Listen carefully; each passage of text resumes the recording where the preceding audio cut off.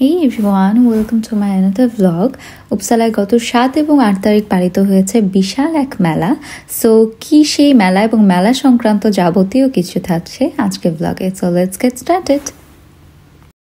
মূলত ক্রিসমাসকে কেন্দ্র করে এই মেলা, ক্রিসমাসের জন্যই আসলে এই মেলাটা আয়োজিত হয় এবং এটাকে বলা হয় উপসালা হিস্টোরিক্যাল ক্রিসমাস মার্কেট, এবং এছাড়াও এটাকে সুইডিশ ভাষায় যা বলা হয় সেটা হচ্ছে উপসালা হিস্টোরিস্কা ইউলমার্কনাদ।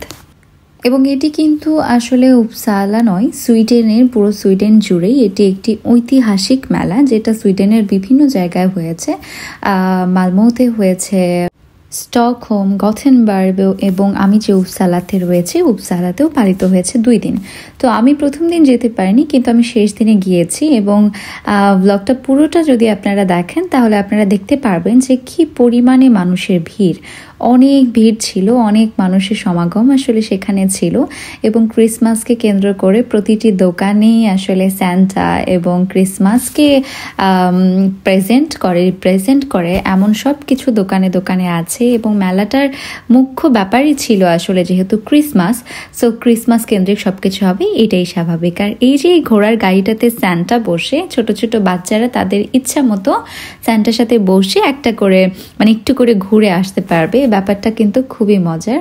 এবং যদিও আমি আমার ব্লগগুলোতে বলে থাকি যে স্নো কিন্তু চলে এসেছে, স্নো এখনো যেভাবে পড়ার কথা সেভাবে পড়ছে না, বাট একটু একটু আছে। সো সেই জন্য হলেও কি আসলে উৎসব তো থেমে থাকার কথা না, তাই না? এবং এটা যেখানে পালিত হয়েছে সেটা হচ্ছে উপসালা ক্যাথেড্রালের পাশে। উপসালা ক্যাথেড্রালই অনেক সুন্দর একটা জায়গা, এবং এই ক্যাথেড্রালকে কেন্দ্র করে, ক্যাথেড্রালকে ঘিরেই চারিদিকে আসলে এই মেলাটা আয়োজিত হয়েছে। এবং আমি মেলাতে যাওয়ার আগে বাসে রাতুলের সাথে কথা বলছিলাম যে বাংলাদেশে থাকলে এই সময় আসলে পৌষ পার্বণের যে মেলাটা আমার গ্রামে বা আমার দেশের বাড়িতে যেটা হয় সেটা খুবই জমজমাট একটা ব্যাপার দাঁড়িয়ে যায়। তো আমি আসলে আশাই করে যাই নাই যে এরকম একটা মেলাই আসলে এখানে দেখতে পাবো। এখানে মেলাতে বিভিন্ন রকম দোকান ছিল, দোকানগুলোতে আসলে সুইডেনের যা যা জিনিস সবার পছন্দের বা যে জিনিসগুলো আসলে মেলাতে সবসময় হয়তো থাকে সেই টাইপের জিনিসপত্রই ছিল। কিন্তু একটু পরপর কিছু জায়গায় আপনারা লাইট দেখতে পাবেন। লাইটকে আসলে উপসালাবাসী আসলে এই যে লাইট ব্যাপারটা, এই যে আলোটাকে তারা খুবই শুভ মনে করে, এবং এই আলো প্রদর্শন করাটাই হচ্ছে আসলে তাদের কাছে একটা একটা বিশাল বিশাল ট্র্যাডিশন। এবং এই জায়গায় যে জিনিসটা পুড়িয়ে খাওয়া হচ্ছে এটাকে বলা হয় মার্শমেলো। রাতুল আমাকে বলছিল যে মার্শমেলো সুইডিশদের বিখ্যাত একটা খাবার, এটা ছাড়া তাদের উৎসব হবে না, এরকম একটা ব্যাপার। সো আসলে আমি সবগুলো দোকানের কাছে গিয়ে আমি দেখাতে পারিনি কোন দোকানে কি আছে, কি কি আসলে বিক্রি হচ্ছে। বাট এই যে ছোটদের খেলনা, বিভিন্ন রকমের খেলনা আছে, তারপরে হচ্ছে অনেক দোকানে সুইডিশ ট্র্যাডিশনাল খাবারগুলো আছে, স্ন্যাক্স টাইপের খাবার। এছাড়া চায়ের বা কফির দোকান ছিল 2-1 জায়গায় আমি দেখেছি, এবং কিছু কিছু জায়গায় গ্যাপ দিয়ে আলো প্রজ্বলিত করা ছিল আর কি, যেখানে ছোট ছোট জায়গায় হয়তো প্রদীপের মতো ছিল, কিছু জায়গায় বড় করে একটু আগুন জ্বালিয়ে রাখা আছে।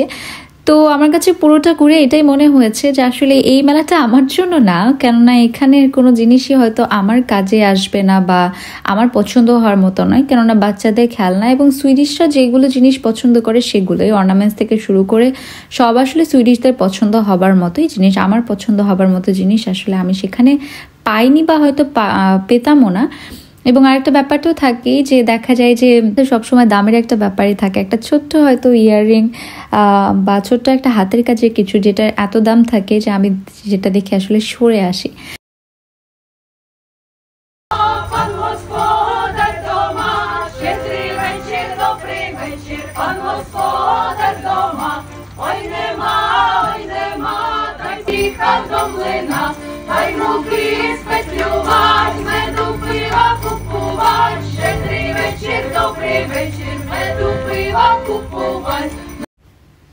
তো মেলাটায় ঘুরে যখন আমরা ঠিক বের হয়ে যাচ্ছিলাম, বের হওয়ার পথে হুট করে আমরা দেখলাম যে এখানে একটা জায়গায় ছোট্ট করে একটা স্টেজের মতো করে সেখানে গান বাজনা হচ্ছে। তো আমরা একটু থেমে গেলাম, যদিও আমরা গানের কিচ্ছু বুঝি নাই, বোঝার কথাও না আসলে। এবং আমার কাছে মনে হচ্ছিল, যেহেতু আমি এখন সুইডিশ ভাষা শিখছি, সো আমার কাছে মনেই হচ্ছিল যে সুইডিশ গানও না। রাতুল আমাকে বলছিল যে this is not a Swedish song, so আমার কাছে আসলে ওইটাই মনে হচ্ছিল। আর এই সময় হুট করে গল্প ঘুম থেকে উঠে গেছে, গল্প এতক্ষণ ঘুমিয়েছিল। সো গল্প উঠে গেলে আসলে যেটা হয় যে আমার ক্যামেরাতে ম্যাক্সিমাম সময় গল্পই থাকবে। তো এখন আমরা এখান থেকে বের হয়ে গিয়েছি, আমরা তারপর একটা বাস নেব, বাস থেকে আমরা যাব একটু কেএফসিতে যাব। আসলে আনপ্ল্যান্ড একটা ব্যাপার ছিল, বাট কোথাও না কোথাও আমরা একটু স্ন্যাক্স বা কিছু একটা খাবো এরকম প্ল্যান করে বের হয়েছিলাম। দেন দাদা এবং রাতুল তারা দুজন মিলে হয়তো চিন্তা করেছে যে আমরা কেএফসিতে যাব, কেএফসি তাদের সবারই পছন্দ। সো আমরা কেএফসিতে গেলাম, কেএফসিতে যাওয়ার পর আমরা আমাদের পছন্দ মতো খাবার দাবার অর্ডার করে আমরা সেই খাবারগুলোই খেয়েছি। এবং এখন গল্প খাবারের এখানে আসছে, গল্পরও যে বার্গার অনেক পছন্দ সেটা আসলে পরে বুঝলাম। সো গল্প খুবই খুবই এনজয় করেছে এবং ইউ ক্যান সি ও কি সুন্দর করে স্মাইল করছিল, কজ ও বুঝতে পেরেছে যে আমরা আসলে এখন কি করব, আমরা এখানে খেতে এসেছি। তো আমরা এদিকে একটু একটু করে, আমি একটু ওয়াশরুমিং হয়ে আসলাম, দিদিও একটু ফ্রেশ হয়ে গেল। দেন রাতুল এবং দাদা খাবার অর্ডার করছিল। সো খাবার আসা পর্যন্ত একটু ওয়েট করলাম, একটু ছবি নিলাম, একটু ভিডিও করলাম। দেন খাবার আসার পরে সবাই একদম মজা করে খাবার দাবার খেয়েছে।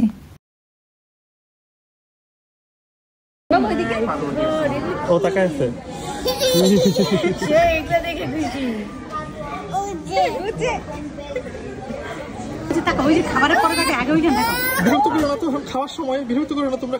তো এই হচ্ছে গল্পের অবস্থা। গল্পের সাথে ক্যান্ডিড ব্যাপারটা ঠিক আছে, বাট ওর সাথে ছবি তুলতে গেলে ওর এরকম দেখা যায় যে খুব ঢং করে।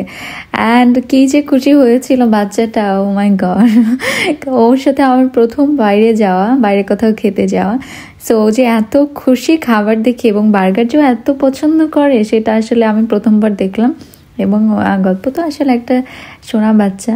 তো যাই হোক, আমরা সবাই মিলে খাবার দাবার খেয়েছি। দেন সবাই মিলে অনেকক্ষণ গল্প টল্প করলাম। এরপরে গল্পের সাথে একটা খেলনা দিয়ে গিয়েছিল ওরা খাবারের সাথে। আমি আর গল্প সেই খেলনাটা নিয়ে কিছুক্ষণ খেললাম। সো খুব খুব ভালো সময় কেটেছে। উপসালার প্রথম একটা মেলা দেখলাম, যেটা আমার বেশ ভালো লেগেছে। এবং সুইডিশরা আসলে এই মেলাটা ভীষণ এনজয় করে এবং ওরা এটার অপেক্ষাই থাকে বলা যায়। যেমন আমরা বাংলাদেশে কোনো মেলা বা কোনো একটা কিছু হলে অপেক্ষায় থাকি, তো এই মেলাটা ওদের কাছে ঐতিহাসিক একটা মেলা আসলে, যেটার অপেক্ষায় ওরা দীর্ঘদিন থাকে। সো এই তো এইভাবেই কেটে যাচ্ছে আমার দিন, এভাবেই সুইডেনের দিনগুলো পার করছি বাবা মা ছাড়া, পরিবার ছাড়া। আসলে কোনো কিছুই কারোর জন্য থেমে থাকে না, এটাই গত 6 মাসে আমি প্রতিটা দিনই রিয়ালাইজ করছি, এবং জীবনের নামই হয়তো এটা। সো সবাই ভালো থাকবেন, নেক্সট কোনো ব্লগে আবার দেখা হবে। সবাই আমাদের জন্য প্রার্থনা করবেন, এবং যে যেখান থেকে আমার ব্লগ দেখেন, আমার ব্লগ কারো ভালো লাগলে প্লিজ আমাকে কমেন্ট করে জানাবেন, এবং যদি পারেন প্লিজ প্লিজ প্লিজ আমার ব্লগগুলো একটু শেয়ার করবেন, কেননা আপনাদের শেয়ারই আমার জন্য অনেক অনেক উপকারের একটা জায়গা আর কি।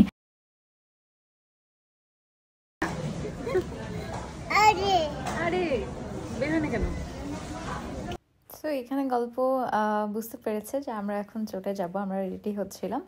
তো ও বুঝতে পেরেছে যে এবার তো মিষ্টি আর মামা চলে যাবে। বাচ্চাটা আমার হাত ধরে রেখেছে, শোনা বাচ্চা। তো ও আমার সাথে কিছুক্ষণ হাত ধরে খেলছিল, তারপরে আমরা চলে এসেছি। সো আবারও নেক্সট কোনো ব্লগে দেখা হচ্ছে। আজকের মতো সবাইকে বাই বাই।